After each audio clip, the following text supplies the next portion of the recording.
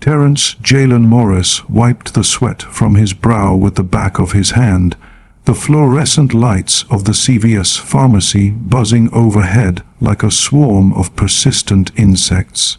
It was one of those shifts that dragged on, the kind where time seemed to stretch thin, pulled taut by the endless parade of customers and their demands. He'd clocked in at the crack of what felt like dawn for a night owl like him, but in reality it was mid-afternoon, the sun already dipping low enough to cast long shadows through the front windows. Rock Hill, South Carolina, in the thick of a humid evening, wrapped the town in a blanket of sticky air that seeped through the automatic doors every time they whooshed open. Terrence moved behind the pharmacy counter with the practiced ease of someone who'd been at it for 3 years. His red CVS polo shirt clung to his skin, the name tag pinned squarely on his chest reading Terrence. In bold black letters, black khakis, sensible shoes, the uniform of reliability. He filled prescriptions with precision, double-checking labels, explaining dosages to harried parents, and navigating the labyrinth of insurance claims that left even the savviest customers scratching their heads.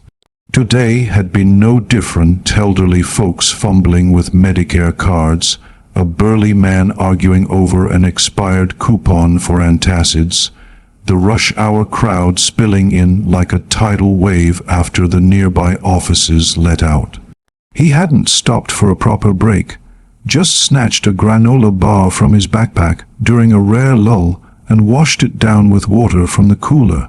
His feet ached, a dull throb that radiated up his calves, but he pushed through.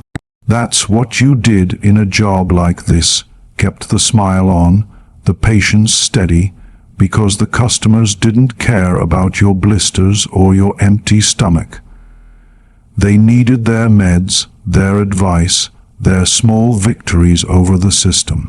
As the clock ticked past the final hour, Terrence felt the familiar pull of relief. The store quieted, the last stragglers trickling out with their plastic bags rustling like whispers. He logged off the computer, handed over the shift report to the night stalker, and stepped out into the muggy night. The air hit him like a wall, thick and unyielding, the kind that made every breath feel labored.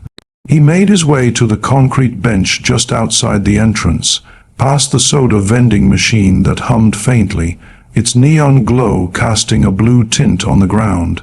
It was the employee spot, unofficial but well known, a place to catch your breath after the chaos inside. Terrence sank onto the bench, stretching his legs out in front of him. His phone buzzed in his pocket, a text from the Lyft driver, Marlon, saying he was 5 minutes out. Terrence exhaled, a long, slow release of the day's tension. He didn't smoke, never had, but in moments like this he got it. The ritual, the pause. He fired off a quick message to his roommate, Calvin. Shift over, Lyft almost here, save me some couch space. The reply pinged back instantly, hurry up, playoffs starting soon. Lakers better not choke. Terrence chuckled, a low rumble in his chest. That was the plane crash on the war. Now sofa, crack open a cold drink, yell at the TV with Calvin until the adrenaline faded into sleep. He tilted his head back, eyes drifting shut for just a second. The world blurred into the sounds of distant traffic, the faint whir of the store's AC unit. Peace, or as close as it got after 12 hours on his feet. Hey, you, what are you doing here? The voice sliced through the quiet like a knife. Terrence's eyes snapped open, his body tensing instinctively. 2 white police officers stood before him, silhouettes against the parking lot lights. The taller one had his hand resting casually on his duty belt, fingers inches from his holster. The shorter one was already glancing around, eyes darting to the shadows behind the bench as if expecting an ambush. Terrence sat up straight, heart picking up a notch, but he kept his face neutral, polite. "Just waiting on my ride. I work here." He nodded toward the store, the CVS sign glowing red above the doors. The taller officer, Markley, his badge would later reveal, narrowed his eyes, skepticism etched into every line of his face. "You got ID on you?" Terrence nodded slowly, movements deliberate. "Yeah, sure, it's in my pocket." He reached for his wallet with exaggerated care, sliding out his driver's license and holding it out. As he did, he tapped his name tag, and "Here's this, been here over 3 years, ask anyone inside." The shorter officer, Brent Hollow, took the ID, squinting at it under the harsh overhead light. He exchanged a glance with Markley, a silent conversation passing between them. "We got a call," Markley said, his tone flat, authoritative. "Someone reported loitering outside the store, acting suspicious." Terrence blinked, confusion knitting his brows. "Loitering? I'm just sitting here, waiting for my Lyft." He held up his phone, the app screen still open to the ride tracker. Hollow's eyes flicked to the phone, then back to Terrence's face. "You match the description." "What description?" Terrence asked, his voice steady but edged with bewilderment. Neither officer responded immediately. Markley stepped closer, his boots scuffing the pavement. "Mind standing up for us?" Terrence hesitated, a flicker of unease curling in his gut. "Why, I haven't done anything. I work here, man." "Sir," Hollow snapped, his hand drifting toward his cuffs. "We're not gonna ask again. Stand up." Terrence's heart hammered now, a drumbeat in his ears, but he complied. He rose slowly, hands visible, palms out. "Can we please go ask the store manager or someone inside? I'm just trying to get home. Turn around, hands behind your back." Markley's voice was all business, no room for negotiation. The cuffs clicked shut with a cold finality, metal biting into Terrence's wrists. The world tilted, the routine night shattering into something sharp and surreal. He hadn't yelled, hadn't run, hadn't even raised his voice above a polite plea. But there he stood, cuffed like a criminal, the red polo and name tag mocking the absurdity. Around him, the scene unfolded in slow motion. A young couple emerging from the store froze mid-step, their faces paling. Tiffany, the college cashier with her signature glittery eyeshadow, stood rooted near the door, a brown paper bag dangling from her fingers. "Ma'am, back inside." Markley barked, and she retreated, eyes wide with shock. "This is a mistake," Terrence said evenly, his voice the only calm in the storm, but it didn't matter. The cuffs held firm, the officers gripping his arms as if he might vanish. Something was building, a tension in the air thicker than the humidity, but the real shockwave was still cresting. Terrence stood there, wrists bound, the concrete warm against his shoes. He wasn't resisting, he was just existing in the moment, trying to process the surreal turn. Hollow still clutched the ID, peering at it like it held secrets. Markley scanned the lot, his posture rigid, as if the bench were a crime scene. "Can you at least tell me what the call said exactly?" Terrence asked over his shoulder, frustration seeping in despite his composure. Hollow mumbled, "We'll get to that." But Terrence pressed, louder now. "You said I matched the description. What was it?" "Black male, red shirt, hanging around near the entrance." Markley replied curtly, not meeting his eyes. Terrence's jaw slackened. "So, I work here, in a red CVS shirt, after closing, sitting on the employee bench." He paused, words tumbling out as he grasped for logic. "That's your description." "Sir," We don't make the reports. We respond to them. Hollow shot back, defensive. At that instant, the automatic doors slid open with a pneumatic sigh. Mr. Denton, the assistant manager, stepped out, clipboard in one hand, receipt bag in the other. He halted abruptly, eyes locking on Terrence in cuffs. "What the hell's going on out here?" Markley turned slightly. "We're conducting an investigation." "Please step back, sir." Denton planted his feet. "He works here." "That may be," Hollow interjected, shifting uneasily, "but we got a report of suspicious activity matching his description. He closed the store with me, clocked out 10 minutes ago. He's waiting for his ride. What part of that is suspicious?" The officers exchanged another loaded glance. Markley cleared his throat. "We'll verify everything, sir. Just need a few minutes." "No," Denton snapped, stepping forward. "You verify before putting someone in cuffs. This man hasn't done a damn thing." Terrence twisted toward Denton, offering a tight, grateful smile. "Thanks, man." Hollow pulled out his radio, voice clipped. "Dispatch, can you confirm subject identified as Terrence Morris, Dob 10-3-94, employed at this CVS, confirmed on site. The wait stretched, the silence electric. Customers lingered by their cars, whispers rippling through the lot. One woman in her mid-40s, clutching a pack of toilet paper, had her phone raised, filming the exchange. Terrence caught her eye, a mix of exposure and faint hope washing over him. Denton crossed his arms, stance unyielding. "This is gonna be a problem for y'all." Hollow muttered into the radio, ignoring him. Markley paced, discomfort evident in his stiff gait. Then, headlights pierced the scene. A silver Toyota Corolla easing into the lot, Lyft sticker gleaming. Marlin, the driver, rolled down the window, sultaned, pepper beard framing a puzzled frown. "Terrence, that's me," Terrence called, lifting his cuffed wrists awkwardly.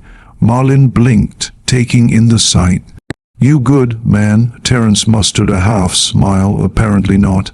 The driver eyed the officers. "He's my pickup, works here. I pick him up a few times a week." Markley's jaw tightened. "We're clearing things up." Hollow strode back, annoyance creasing his brow. "Dispatch confirmed. He's on the employee roster since 2020. A heavy pause hung, then Markley knelt, unlocking the cuffs. "You're free to go." His tone was wooden, eyes averted. Terrence rubbed his reddened wrists, the skin tender. "You're not gonna say anything else? Just doing our job," Markley muttered, avoiding contact. Terrence's voice cracked slightly, not rage, but a bone, deep weariness. "You think that's what this was?" No answer. Hollow had already retreated to the cruiser. Terrence grabbed his backpack from the bench, turning to Denton. "You good?" "Yeah. I mean, no, but I'll figure it out." He slid into the lift's back seat, the door clicking shut like a punctuation mark. As they pulled away, he glanced back. Hollow watching from the cruiser, no trace of remorse. The ride home blurred, city lights streaking past. Terrence stared out the window, replaying the clicks of the cuffs, the indifference in their eyes. Marlin glanced in the rear view. "You want me to call someone? Report it?" "Nah," Terrence murmured. "Not yet." His mind raced, but exhaustion won. By the time they reached the apartment, the playoffs were underway, the TV blaring from the living room. Calvin looked up from the couch, beer in hand. "Bro, where you been?" LeBron just he stopped, seeing Terrence's face, the raw wrists. "What happened?" Terrence dropped his bag, sank onto the armrest. "Cops cuffed me outside CVS, said I matched a description." Calvin's eyes widened. "Wait, what? You had your uniform on?" "Yep, name tag and all. Didn't ask nothing. Just cuffed me." Calvin whistled low. "Did they apologize?" Terrence shot him a look. "Right." Silence fell, broken only by the game's commentary. Calvin pulled out his phone. "Wait, is this it?" He held up a Facebook video, shaky footage from the lot, the woman's voice narrating, "He's just waiting, that boy works there, I've seen him a dozen times, this is wrong." Terrence watched, detached, already viral, 700 shares. He retreated to the kitchen, grabbing water, staring into space. Calvin called softly, "You wanna talk?" I don't even know what to say. But later, as the night deepened, Terrence opened Instagram. His post was simple: worked at CVS 3 years. Tonight, waited for ride in uniform. Cops cuffed me for matching description. No sorry, I'm okay, just tired. By the time he hit share, the wheels were turning. Notifications trickled in, likes, comments, shares. Strangers from Rock Hill, beyond. A message from Adrian in California. What happened was wrong. Don't let them shut you up. His phone buzzed. Denton, media at the store, this is big. Terrence set it down, the day's weight pressing. But in that quiet, something stirred. The story wasn't over, it was just beginning, all unfolding under the same relentless sun. The apartment air felt stale, heavy with the remnants of takeout and the faint hum of the AC struggling against the South Carolina swelter. Terrence lay on the couch now, the playoff game a distant murmur on the TV, LeBron's jersey a blur of motion he couldn't focus on.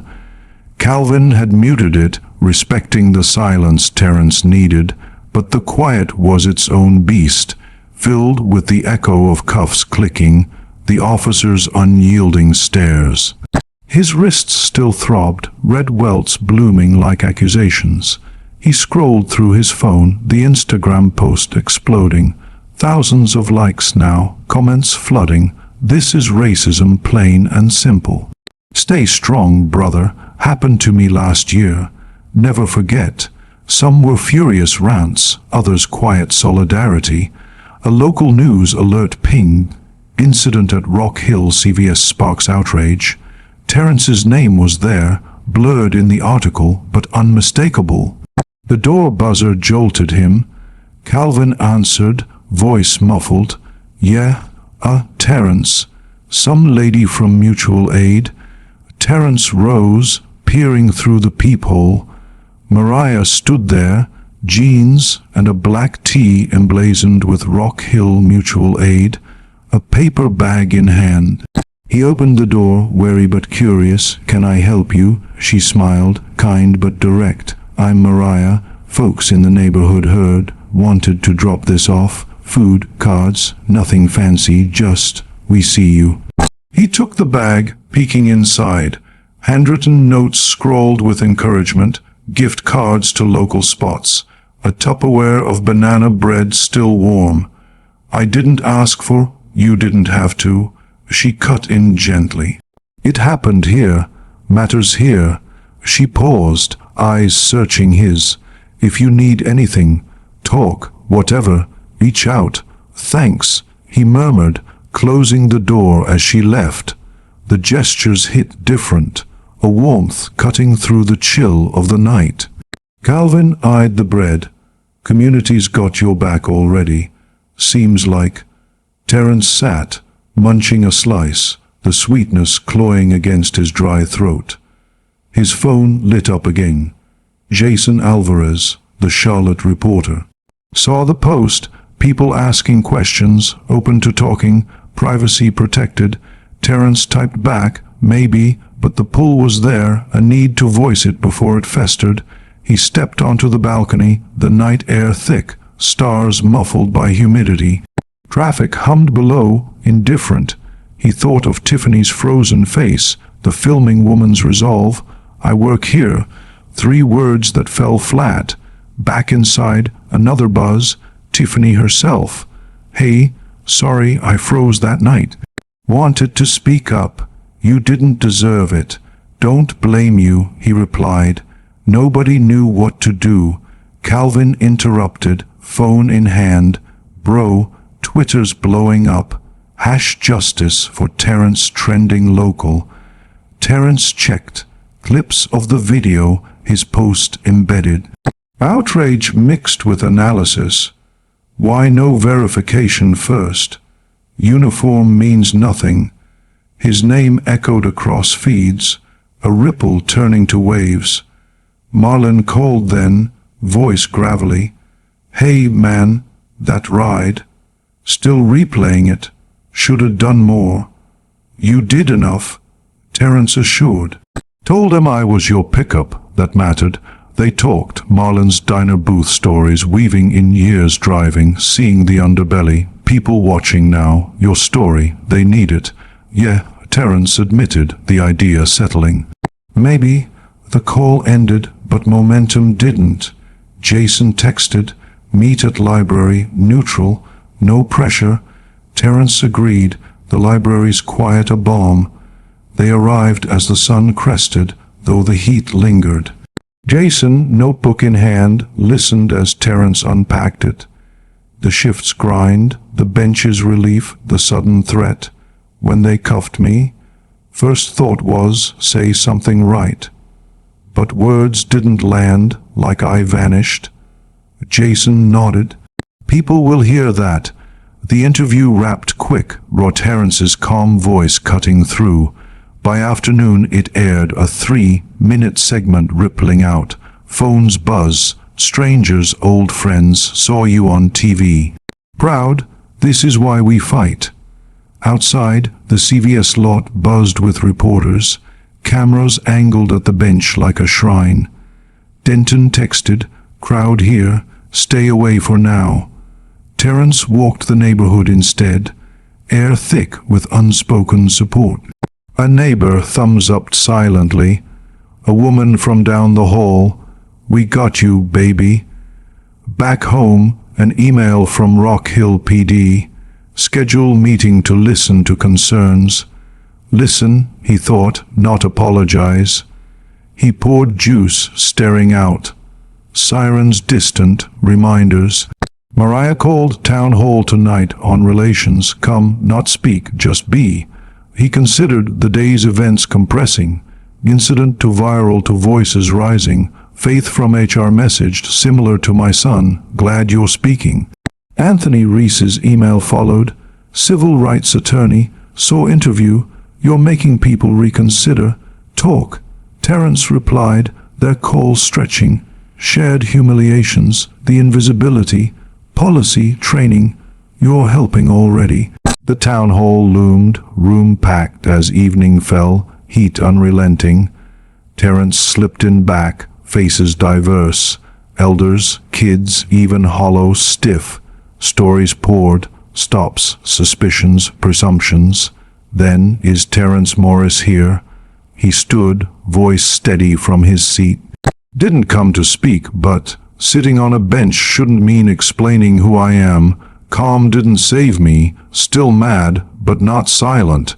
Quiet respect followed, hands shaken, a kid's note, you made me brave.